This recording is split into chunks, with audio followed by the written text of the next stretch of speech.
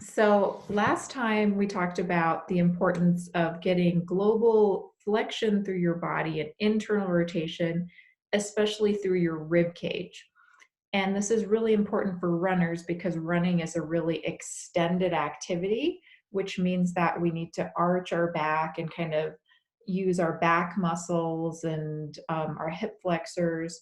And that's not a bad thing. It's a strong position. Being an extension pattern is what we call it, is very strong, and you need that for really demanding activities like running, especially sprinting. The problem happens when we're in this extension pattern. So our back is really arched and our hips are forward and we're running. And then we get home and we never get out of that extension. So we kind of come home and we stay extended, and the next run, we're even more extended, and we're never really getting out of that. And that's where injuries happen, because when you can't achieve flexion and internal rotation of your rib cage, you can't rotate well. And last time I gave the analogy of the crocodile hunter, how he grabs his prey and extends, or the crocodile hunter will grab the crocodile and grab them from behind and pull them up to extend them, because crocodiles attack their prey by wrapping around them and spiraling and twisting. So like any animal with a spine, if we can't flex, we can't rotate. So we need that flexion to be able to alternate and reciprocate and switch side to side to be able to rotate through our trunk.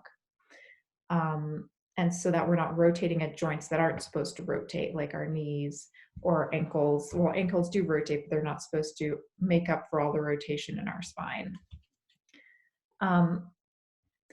So the reason it's important to keep our lower back and Achilles tendons stretched, and I don't even like the word stretched, but just not on, they're not toned or active all the time, is so that we can find that neutral place. We're starting from a neutral place that we can rotate and breathe well. So those are the things we're going to be talking about. And a little review of the anatomy. So last time we established that we're asymmetrical right to left, and that's not just my opinion, that's not just the way I was taught, that's human anatomy. You are different on your right side than your left side. The structures of your trunk are different. You have a heart on the left that's going to create more expansion on the left side because you only have 2 lung lobes over here and 3 lung lobes on the right. And that's to make space for the heart. So we're already a little more dense on the right side. And then your right diaphragm is a little bit more domed because it has a larger central tendon, which is just the top part of that dome of the diaphragm. So that also makes us more stable over here.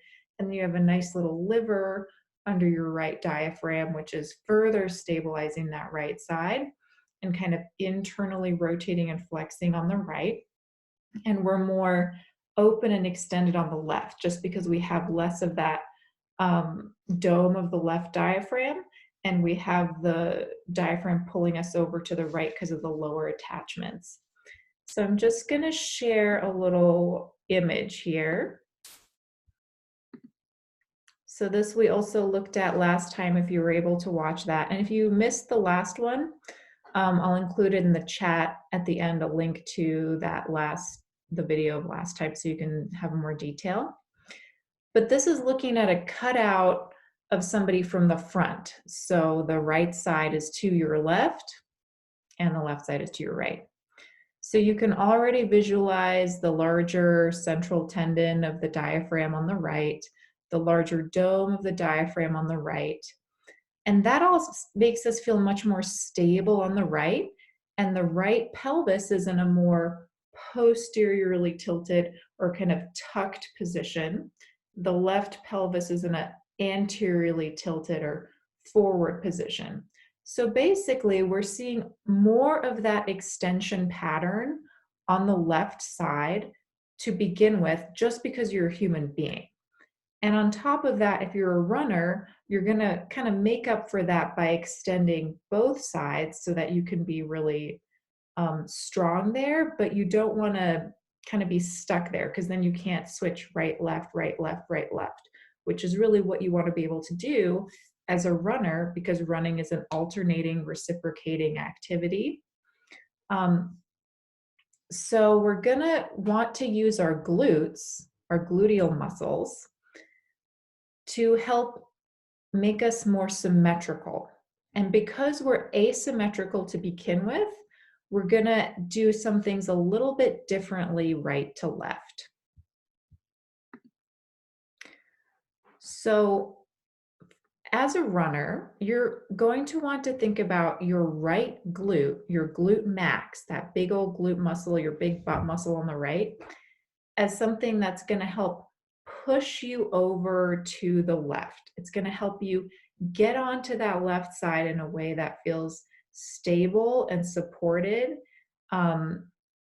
without always wanting to come back to the right side because it's more stable. So I want you to think, when you think of your right glute, think of pushing over to the left. And I'm going to show you an exercise that helps develop that ability of your right glute. So, because it's too complex when you're out running, it's just every step, the moment it takes to step when you run is faster than the thought from your brain can get to your body to do something different. So we can manipulate some things certainly when you run, and we'll talk about that in one of the later sessions, but it's just too complex to try to think about moment to moment what your body's doing. So it's a better idea before and after your runs to kind of input information. I think of it like it's a software problem more than a hardware problem. You need to give your body that new coding, that new process, and then when you go out and run, you have that plan in there. So that's what these little exercises are going to do. And this first one is going to teach you how to use your right glute to push you over to your left so you can get to your left better. So I'm going to show you the exercise, and I'm also going to put a link in the chat towards the end of the meeting so that you can download pictures of these exercises yourself. So for this one, if you want to do it with me, you can, or you can just kind of watch and listen and just know that you'll have the handout if you want to make some notes on what to pay attention to. So all you need for this is just a little towel roll.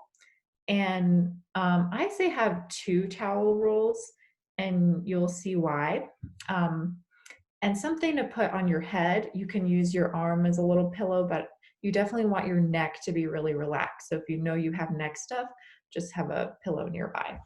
So I'm just gonna do a little adjustment. So here I just have my yoga mat against a wall. So you're definitely gonna want a wall for your feet. So I'm gonna take 1 towel roll, and it's not a huge towel roll. It's maybe, 2 or 3 inches at the most thick. And I've just taken a regular towel and rolled it up. I'm gonna put this right against the wall. And then I have a second towel roll that's about the same or maybe a little smaller. And I'm gonna put that in my left side waist when I lie on my side. So it's not on my ribs, it's not on my pelvis, it's kind of right in that squishy space between my ribs and pelvis. And that's gonna help me maintain my left ab wall to help further stabilize that left side. So what I'm gonna do is I'm gonna lie onto my left side with this towel roll here and my feet on the wall, hips and knees at a 90-degree angle. My ankles go on top of the roll. So I just have that roll in the crook of my ankle there, and this roll in my left side waist, and I'm using my arm as a pillow, but you could use an actual pillow here. 90-degree angles from my ankles to knees to hips. And the first thing I'm gonna do is I'm gonna blow my air out through my mouth and round my back by bringing my ribs in like this. So I'm starting from a neutral flexed position. The second thing I'm gonna do is I'm gonna push my right hip to the wall to establish my left ab wall. So that looks like this. My feet are on the wall and they're glued to the wall. They're not going to leave the wall. Next thing I'm going to do is I'm going to reach my right knee forward and then turn it up. So I'm kind of like turning the ball and socket. And then I'm just going to hold that there, and I should feel my right outer butt working. If you don't feel that, think about pressing your left hip down to really get that right hip to the wall, keeping your right inside edge of your foot on the wall and your left heel on the wall. And then you just hold there and breathe. 4 to 5 breaths in through your nose, out through your mouth. And you might not feel it right away, but after being there a couple breaths, you might start to feel that right outer hip working. And you can plant your right hand flat in front of you and make sure that your right shoulder is coming away from your ear so that you're not trying to pull with your neck. And then after you've done 4 or 5 breaths, you can rest and do that about 4 more times.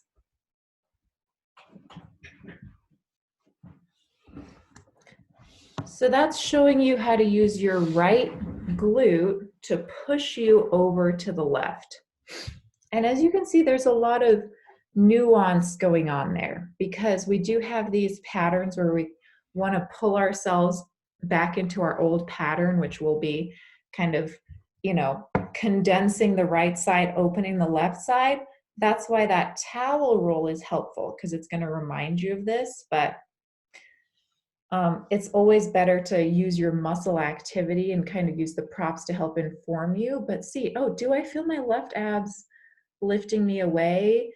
Do I really feel that right outer hip? Do I feel my feet on the wall? So paying attention to what you're feeling rather than just following the directions.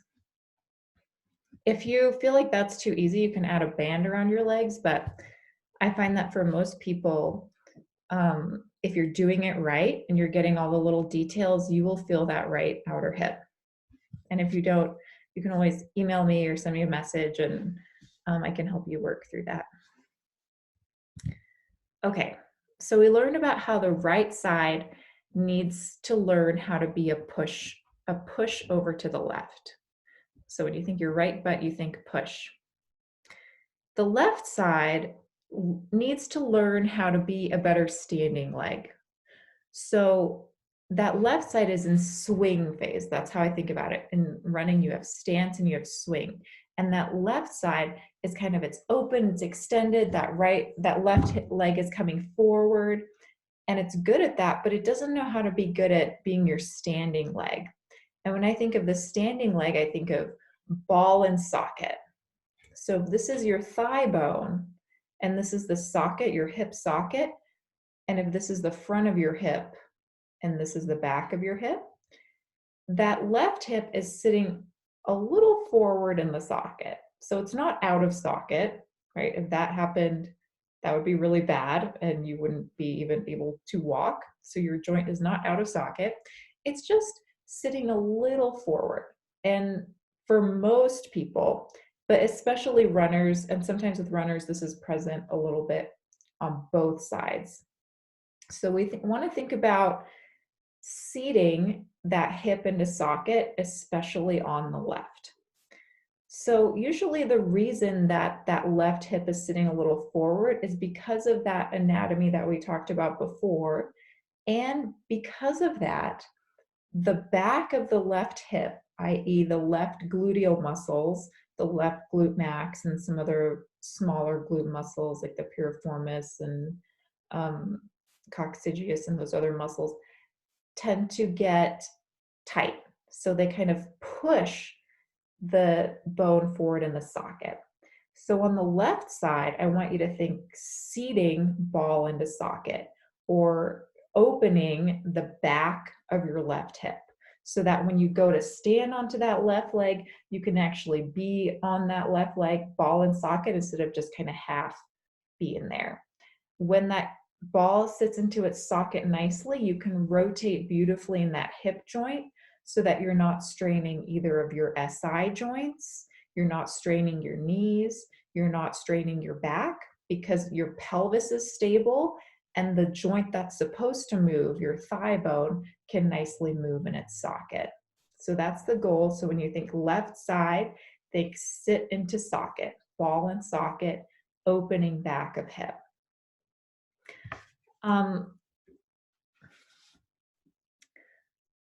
So I just want to mention a little bit more about both sides. So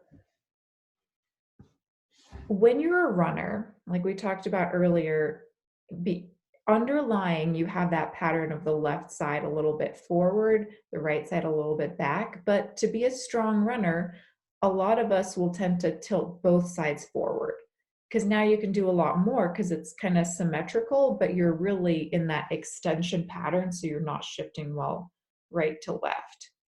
So we want both sides to be able to come in a little bit.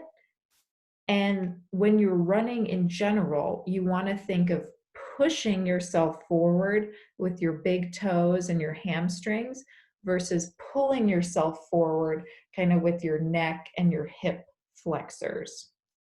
So going up the stairs backwards is something that's going to get you grounded into your heels. It's going to help seat both hips into socket, and it's going to help you feel that connection of using your push to go forward instead of pulling yourself forward. Even so, we're going to use a backwards activity, going up the stairs backwards, to teach you how to go forward well. Okay. So I'm just looking at my notes to make sure I'm not missing anything here that I want to tell you, but yes, so I think I'm going to show you now I call it retro, well, I don't call it, the name of the exercise is retro stairs, going up the stairs backwards. And there's a few different ways you can do this. And I'm just going to show you the way that I recommend for the most general way to do it for runners. And this is a nice little thing to do if you have stairs in your house, just like when you get back from a run, just do a flight of stairs like this, and it'll help neutralize you, neutralize your body, bring you back into neutral instead of extension. If you don't have stairs, you can use a low step stool or even like a thick book. And instead of going one stair and then the other, you can do one leg, step up, and then the other leg, and back down and alternate like that. So you'll see what I mean. We're going to go out to my stairwell, so you might see a dog or a husband, but I'm going to demonstrate this exercise for you. So let's go.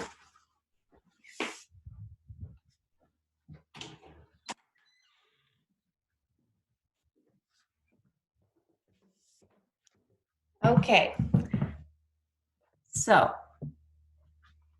here I have my flight of stairs, and I'm going to go up a few so that you can see me a little better.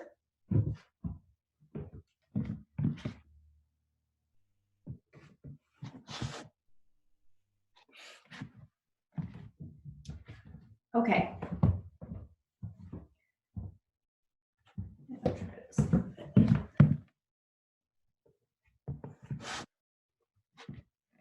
So I'm going to start both feet on a step. Then the first thing I'm going to do is I'm going to put my left leg on the step going backwards, and I'm going to try and get my left heel down. And I'm feeling weight through my left midfoot to heel. Also, I'm thinking about if I had a zipper on my pants, it would be turned a little to my left big toe. So my zipper's turning a little bit that way. If you have this right, you'll probably feel some stretch in your left outer hip. Remember, that's ball and socket, seating that ball into socket. I'm also going to blow out and bring my ribs down towards my pelvis, so I'm not losing this connection. A lot of runners will want to go right back into extension and disconnect ribs from pelvis. So for all my runners, I want you to be very careful to blow out and reconnect. Then you can bring left arm forward, right arm back, just to make it a little bit, or excuse me, right arm forward, left arm back. So this is how you would run opposite leg, opposite arm. And you can stay here for a breath or two, just feeling that stretch in that left outer hip, feeling left midfoot to heel. And then when you're ready, you press up with that left heel and just bring your right foot to the step next to your left. And you would go up a few rounds like that, sitting into that left hip, and then coming up, making sure you have left heel, zipper going to your left big toe, right arm reaching, left arm back. And if you feel a big stretch in that left outer hip, stay there a couple breaths and kind of just sit into that stretch. Let that ball seat into socket. So you would do one flight like that. And then you would do a similar thing on the right side, but there's a little nuance here because remember, we're different side to side. But as a runner, you probably need both sides. So this time instead, I'm going to put my right leg up on the step. You might also feel a stretch in that right outer hip. And I'm just going to switch my arms and I'm going to do the same thing, make my zipper go a little to my right big toe. And I'm going to connect ribs to pelvis.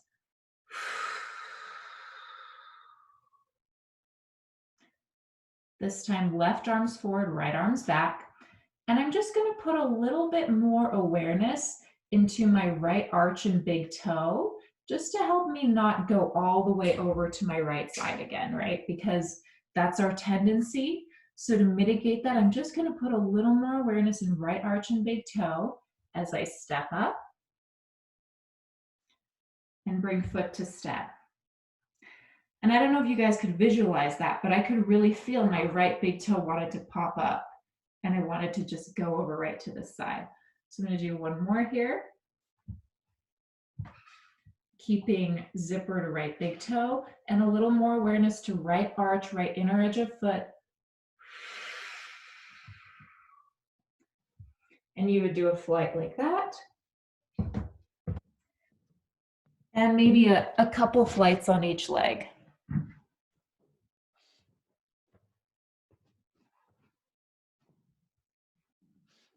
Okay.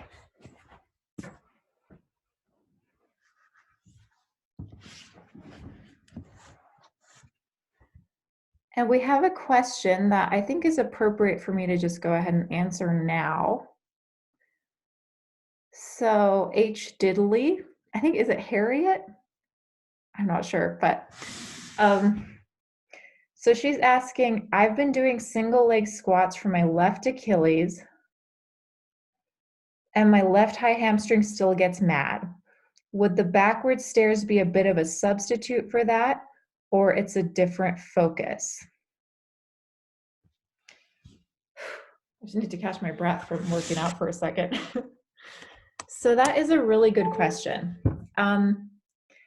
So when you're doing single leg squats, you may not be having ball and socket, because even though it feels like you're on that leg, your zipper might be pointing away from your big toe. So if you were doing a single leg squat on your left leg, you want to make sure that that zipper of your pants is actually pointing to your left big toe so that you're getting the ball and socket, right? And so if you don't have ball and socket, it's very likely that your left high hamstring will get mad. Also, if your pelvis is staying tipped forward, that can irritate a high hamstring. So the other thing you want to pay attention to is that you're getting ribs to pelvis, right? Because my hamstring and all of our hamstrings attach from the back of your knee to the ischial tuberosity right here at the base of your butt, basically. So if my pelvis is tipped forward, I've created a larger distance from here to here. Can you visualize that? So when I tilt forward, I'm lengthening that. So my hamstring's already on stretch, just standing here. And then when I go to load that with a single leg squat, I'm loading a tendon that's already loaded. But if you can get to neutral and get ball and socket and then squat from there, that's going to be a much happier place for that high hamstring. And because single leg squats are a balance activity on top of all those positioning requirements, it's easy for your body to compensate, i.e. go back to whatever pattern is really strong. So the retro stairs might be a better option because you can really use the stability of the stair to help you find all those pieces, and you can even hold the rail and work more on, okay, am I doing this with my body in the best position and train in the best position versus pushing to a level that requires a lot more levels of stability if you don't have that baseline stability. So with retro stairs, if I were you, I would even hold onto a rail or the wall and just, make sure I have especially left ribs to left pelvis. Do I have that left heel grounded? And you might need to use that wall to help you up. So in my opinion, I think just based on what you're telling me in this little chat, that would be a nice substitute. But if that's not working for you, definitely let me know and we can work on that a little bit. But yeah, that was a really good and relevant question. So please ask questions, guys, as they come up. Okay, so we have two really awesome exercises to start with to get those glutes symmetrical. And now I want to talk a little bit about stretching your Achilles tendons and lower back. So we had a question about stretching an Achilles tendon. And again, I don't love the word stretch because actually as a runner, your Achilles tendon is a tendon that you want on, right? You want that to be able to push you forward as you run. Remember earlier we were talking about instead of pulling yourself forward with your hip flexors and your neck and elevating your ribs, you want to be able to push yourself forward. Big toes pushing, hamstrings pushing, abdominals connected. So to achieve that push, you do need, yes, some activation of those Achilles tendons and them to accelerate you forward. And when you stretch a muscle, it functionally inhibits that muscle for a time, which is why in the last session we talked about why it might not be helpful to stretch your hamstrings. And if you are going to stretch them, how to stretch them in a way that's helpful, because when you run, you want your hamstrings on. They're a really key muscle to neutralize and stabilize your pelvis as you run, walk, stand. So when we stretch the heck out of them, they can't do that for us anymore. So with our Achilles, though, it's a little bit different. When we are grounded, excuse me, I'm just going to shut this door for a second.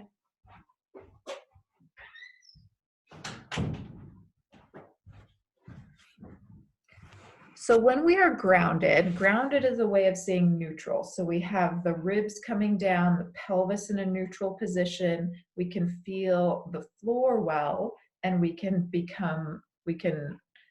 push ourselves forward with our toes and our hamstrings, and we're not pulling ourselves forward. So we know we're grounded when we can feel our heels on the ground, right? When we're extended, we get pulled forward onto our toes. So I'm going to try and show you. So when I'm grounded, I'm kind of settled into my heels. And when I'm extended, I'm kind of pushed forward onto my toes and the outside edges of my feet. So the Achilles tendon is attached to a muscle, the gastrocnemius soleus complex, which is basically your calf muscle, that's gonna pull you forward onto your toes and promote extension pattern. So when you get done running, you want those muscles to be able to quiet back down so that you can find your heels again. So it is recommended that you help quiet those muscles down and keep them at a length where you can get your heels to the ground with some stretching. And so first I'm going to show you a variation on a really common Achilles tendon stretch and just some different things to pay attention to so that you're not sacrificing your neutrality of your pelvis and your trunk. And then I'll show you a nice way that you can introduce global flexion, which is neutralizing to your body, um, in your back, your hips, your Achilles tendons, um, so that you can feel what it feels like to get that global flexion and neutralizing with that Achilles tendon stretch all integrated together. But first, let's look at a regular Achilles stretch. So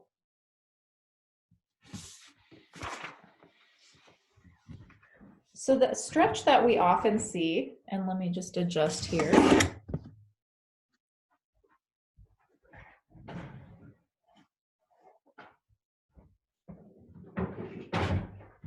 So here I just have like a chair, that just a regular plain chair, but you can use a counter or desktop or even a wall. So the stretch that we often see people do is they put one leg back, one leg forward to stretch the back leg Achilles tendon. So this is not a bad stretch, but we can do it in a way that puts us right back into extension. So what I see a lot of is first we lock that knee and then we push our hips forward. So what did I just do? I lost my hamstring and I arched my back and I went right back into my old pattern. So now I'm just, even though it looks like I'm stretching my hip flexor, I'm still promoting that extension pattern that when I run, I'm going to need to pull myself forward with that hip. So first thing is do this with good shoes on so that you have a sense of your heel to begin with. And a good shoe I'll talk about in a later session, but it kind of hugs your heel so that you already have a little bit of the ground just starting. So I'm going to always do this stretch with my shoes on. And I'm going to put one leg behind me and I'm going to straighten that leg, but I'm not going to lock it. So it's straight but not locked. So I still have a hamstring and I'm going to get my heel down. Then instead of pushing my hips forward, I'm going to push the chair away. So I have a little flexion and then I'm bending my front knee till I feel a stretch in my back Achilles tendon. And this pushing into the wall, chair, counter, and bending my front knee to stretch is going to help me get a stretch in a way that I'm not compromising my neutral rib cage and pelvis. Then you would do this a little bit differently. You're going to bend both knees and you're going to bend into your front knee and your back knee to feel a little bit lower stretch. And for each of these, you would just stay here 4 or 5 breaths, pushing into the chair, the counter, letting that knee come forward in the front to find a deeper stretch and finding that back heel on the ground. And you would do this on both sides, and you might find that you feel a little more stretch on one side than the other. So maybe you take a few extra breaths there. So first variation, knee straight but not locked, front knee coming forward. Second variation, both knees a little bent, coming forward with both knees, rooting that heel down.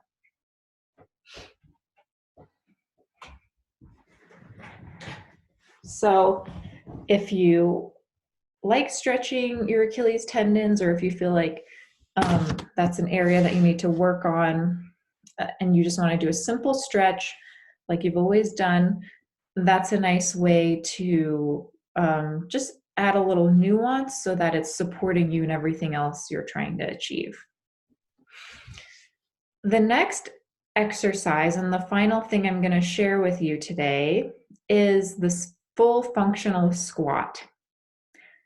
So if you can do this right away, you may have some excess flexibility in your back or pelvic floor or hamstring muscles, especially if you're a strong runner, because most people who are strong runners in an extension pattern, it'll be difficult for them to squat all the way to the ground, hips to heels, unless they're having some instability somewhere else. So that's just a little warning. I can't say for everyone as a general because everyone is different. But usually if you can bend forward and put your palms flat on the floor, like we talked about last time, that may be a sign that your hamstrings or back muscles or pelvic floor muscles are over lengthened. And this is another sign that they might be over lengthened. But if you're a strong runner or you run at all, or you feel like this is something that's a little bit more challenging for you, I would say that's almost a good thing. And it's a nice direction to work towards. So the full functional squat is squatting your hips to your heels in a tiny little ball, and I'll demonstrate that here in a minute, and we'll see if I can even do it, depending on how much of a stressful day or how much running I've been doing. Some days I can't even get to that full squat until I do some other exercises, and then I can get there. But what this teaches you is to find that flexion in your rib cage, to breathe into your back, which we talked about last time. Your lungs are back here. Most of your lung is back here. You have a little tiny bit of lung here, but back here we have a huge amount of lung and the highest ratio of blood supply to lung field. So that's the best area of getting oxygen from your lungs to your body, which will make you a more efficient runner. And that's, kind of a disclaimer. Like, I'm not saying if you do this, it'll make you a more efficient runner, but that's been the experience I've had with a lot of patients I've worked with. They'll come back and just say, well, my efficiency's gone way up and I haven't really been trying. And it's just by moving air to places where your body can use that air better, which is back here. But if we are extended, what happened? I closed that space off, and now I'm forced to just use this little bit of air here. I can't get my air out, and I can't move air into here. So that's the ultimate goal, because also when we have that, we can rotate well through our trunk. And we talked about before why that rotation is important through our trunk and our hip joints with ball and socket, so that we're not tweaking our back, our SI joints, our knees, etc. So this full squat teaches you how to get air back there, how to breathe when you're flexed here and you don't have this chest up breathing pattern. It also teaches your Achilles tendons and your lower back muscles to quiet down, because those don't need to always be on when you're just standing. They need to know how to turn on, to push you forward when you run, and to turn off when you're done running. So let me demonstrate to you what the full version of this looks like, and then I'll demonstrate to you how to work towards that. So we'll see if I can do it. Let's see. So the full squat,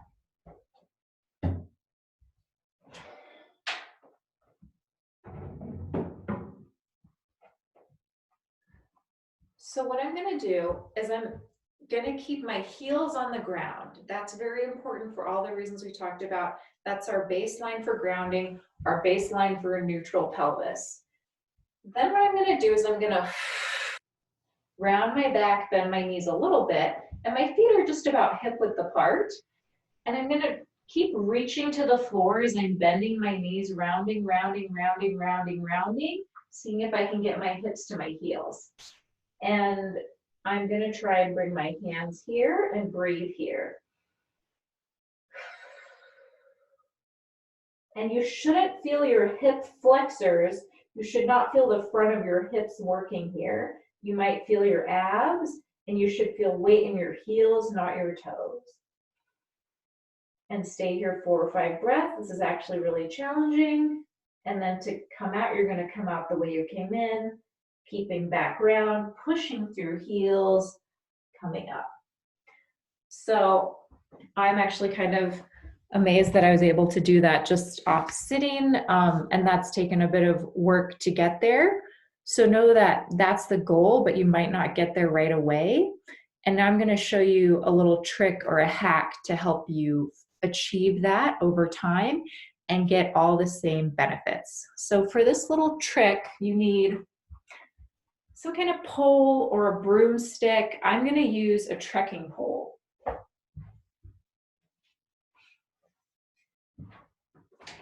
You also need a doorway.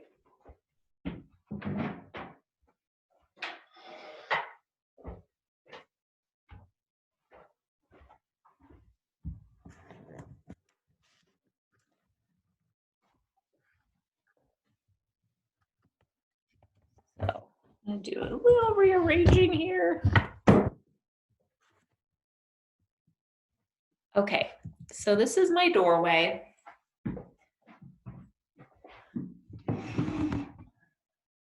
And I have my pole, and you want to use something that, you know, that won't scratch your door, but it's actually in a way a good reminder, because with this exercise, you don't want to be hanging on the pole. That's very important. You want to be almost reaching it away from the door, and you'll see what I mean here in a second. I'm going to see if I can get a little better angle here.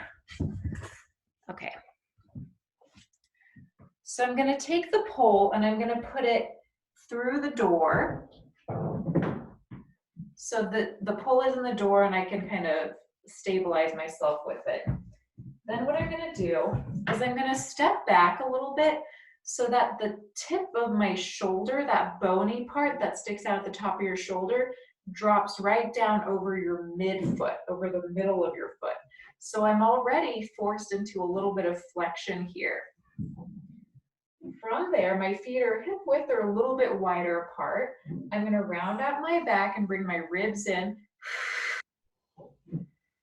So this is a great place to start and just practice breathing into your back. And I'm not hanging on the pole. I'm just holding the pole, and it's almost like I'm like reaching. I'm almost reaching that pole past the door. And I'm going to step back a little bit to just keep that feeling of reach. With my knees bent, I can tuck my pelvis under. You can work here, or you can exhale, keeping weight through your heels back around, work your way down, using the pole as a helper, but again, I'm not hanging on it. See the difference? I'm just holding it, and I can come down to 90, round my back, and breathe here. This is quite challenging. It's good core work. It's good getting weight into your heels. It's good breathing in your back. And you can just work your way as low as you want using the pole to help you so that you can get all the way down here and breathe here. 4 or 5 breaths. So basically you just get to your lowest position where you can maintain a round back. Breathe there 4 to 5 breaths. And then I would challenge you to try and push that bar away from the door a little bit as you come up. Keeping back round.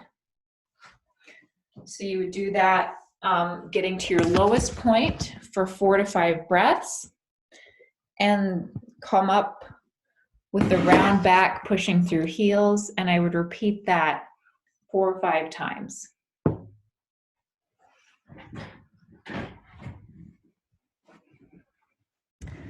So instead of pulling, think reach. So those are some good tricks and tools to get you started on a better program of stretching your Achilles, your lower back, and making yourself a more symmetrical, a happier runner using your glutes. So that's all I have for you guys today as far as a presentation. But if you have any more questions, you can type them in the chat box, and you can also email me, and I'll put that and the link to the exercises as well as the last session's video in the chat box as well. And if that's all you guys needed, then thank you so much for joining. I appreciate it.